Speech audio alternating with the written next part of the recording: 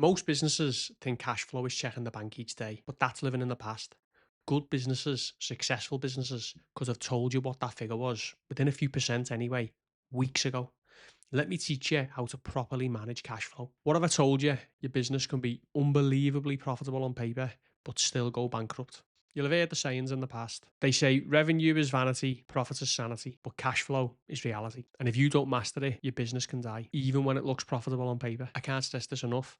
Cash flow is the most important thing in any business. Forget any other metric.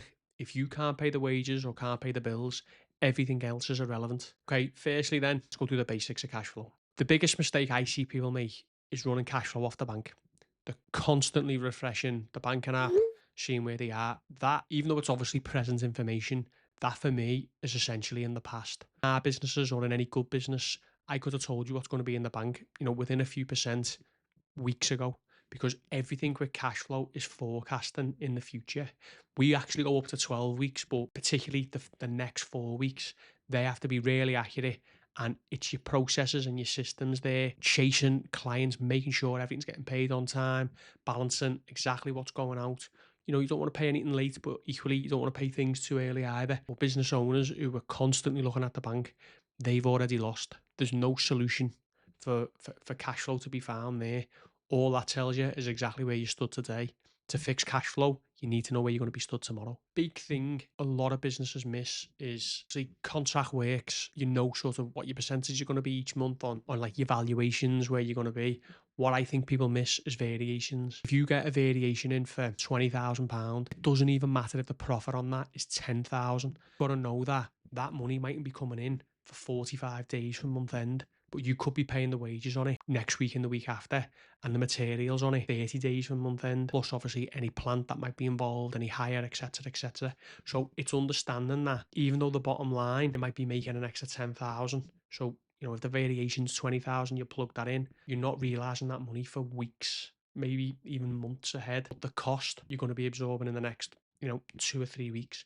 So it's really important. Always have your cash flow document open and always be forecasting, right? That's going to be going out soon. Okay, we've got a big, lump of profit coming in the future, but how do we get from A to B? How do we make sure we stay afloat in the meantime? So the next one before we move on is VAT and other taxes. So CIS, PAYE, whatever it might be in what country you're in. Government doesn't care what your cash position is. They just want their money. They're not bothered that your client's paying next week or you're a little bit late. They want their money now.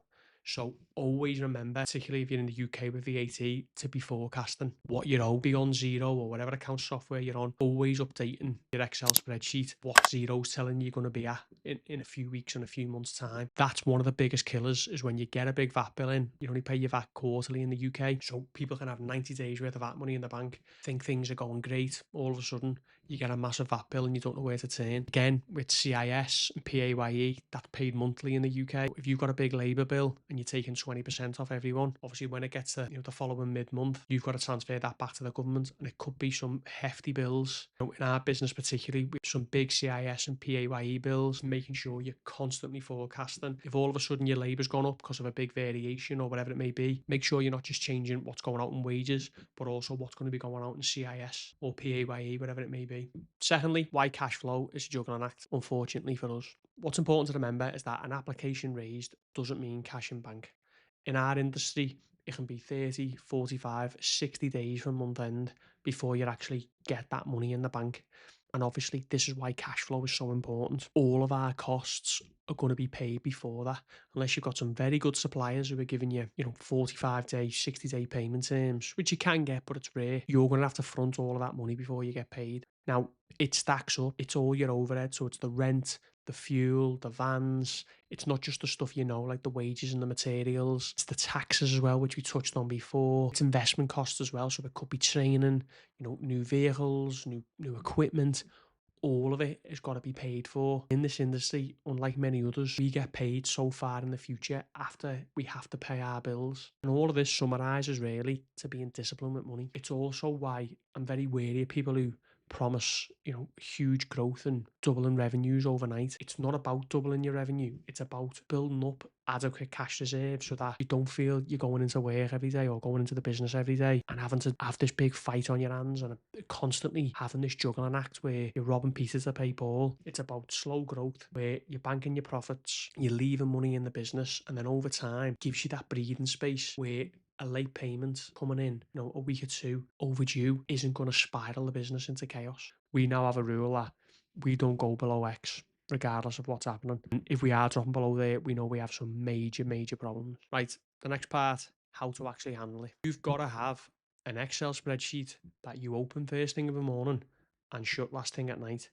That's what you want to be updating all the time, not your banking app and waiting for something magically to appear in it, because that's just not going to happen. You want to be with a spreadsheet where you can, ours are color coded, so it's very much visual. You can see what's got to be chased that day, what we can sort of let go. You need to be working on that every day, emailing accounts departments, emailing clients, whoever it may be, QSs, project managers, and making sure, the baby who cries loudest gets the milk, making sure you're on the top of that pile to get paid, every Friday or whatever it may be. Right? On the cost side, speaking to your operations team and seeing every week what percentage of the contract works you're getting done and where you're going to be by the end of the month.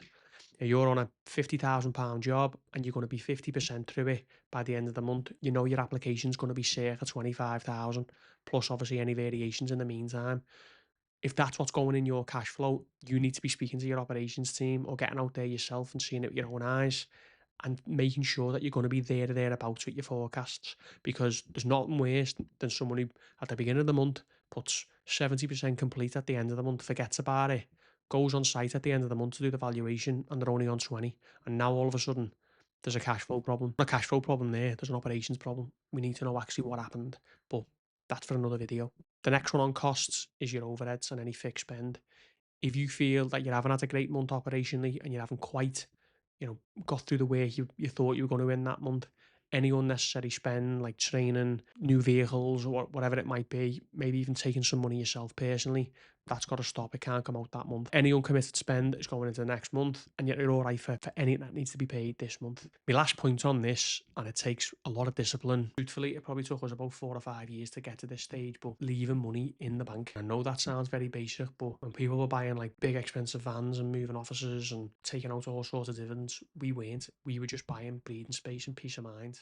We were keeping things tight, leaving it in, and over, numerous years, that starts to compound. And them days of worrying about like an invoice landing, well, we simply don't have them anymore. Yes, we still need to chase. Yes, we need to keep on top of things. But if an invoice doesn't land, it's not at panic stations. Me and my business partner wouldn't even speak about it. It would have to be, weeks late before we spoke. And even then, it'd be about going legal. It wouldn't really be a cash flow issue. That to me, for anyone in business, not just in construction, that's the biggest sort of tip I can give you. Once cash flow is not life and death, it just allows you to get better in other areas of your business. The next section for me is common mistakes. So I've already talked about refreshing the banking app. If you're doing that, you've already lost and I can't help you. But another one is thinking that cash is profit. The amount of companies who get like, a few big sort of invoices land a few days of each other, all of a sudden they're really cash rich and they just think that's profit. You either got a big tax bill coming in, a big VAT bill coming in, a big materials bill coming in, labour bill coming in. That's just what happens. Thinking that's why I'm so against looking at the banking app, because it tells you the present day, don't get me wrong, but it doesn't mean anything. I can't stress it enough. Cash is not profit.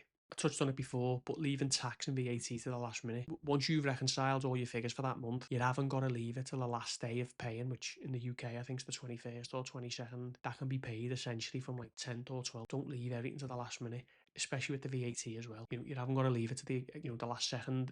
You only need to have some sort of problem, and then you're getting fines and getting looked into and all things like that. So don't leave invoices, not just for the tax man, for anything until the last minute. This all comes back to a quote I really like by Felix Dennis in his book, where he says, cash flow is much too important to be left to the likes of accountants. At first, people don't really get that. They think accountants look after the money. Well, they manage money, but they can't make money. And it's the same with cash flow. Cash flow isn't a science, it's an art. Who to pay, when to pay, how much to pay, all of that is really, it's got to be run by the business owner. By the time you're speaking to the accountant, in my experience, you've already lost. They're there to service any regulatory issues you've got. They're not there to run your cash flow. People who go to their accountant with box of receipts at the end of the year. Don't be one of them people. Build your cash flow reserves before you treat, yourself or your business. Build up that bank of money, which I'm telling you, it'll help you for years to come. Cash flow is an art, not a science. It can't be delegated. It's got to be run by the business owner. You've got to live and breathe it. It's the first thing you open in the morning, the last thing you close at night. Pay who needs paying, particularly when you're starting out, when you are trying to build up, that buffer between one thing, everything out on 30 days and getting paid on 45 days. You're going to have to sort of bot off and Peter to pay Paul. So it's always easier in my experience. The bigger companies are sort of get a few more days off them. Always pay the smaller companies first if you can. That's their wages. It's not some big corporation who can, if it's 10 days late, it's just a number on a spreadsheet. Sort of pay the little man if you are struggling on who to pay, but do your best as you can to pay who needs paying, not just what's due. If you know your numbers, you'll never panic. This is why a spreadsheet's so important. When you know what's coming in, what's going out, it's constantly updated. It's constantly part of your own procedures. It will really help you deal with the day-to-day stresses of cash flow. If you want a business that lasts, not just one that looks good on Instagram, get obsessed with cash flow. This channel's for business owners in construction who want to grow lean and smart. Subscribe and check out this video here for more tips on how to run your construction business. And if you've got any questions about managing cash flow, juggling VAT, or chasing invoices, put them in the comments or click the link in the description. Thanks for watching, and we'll see you in the next one.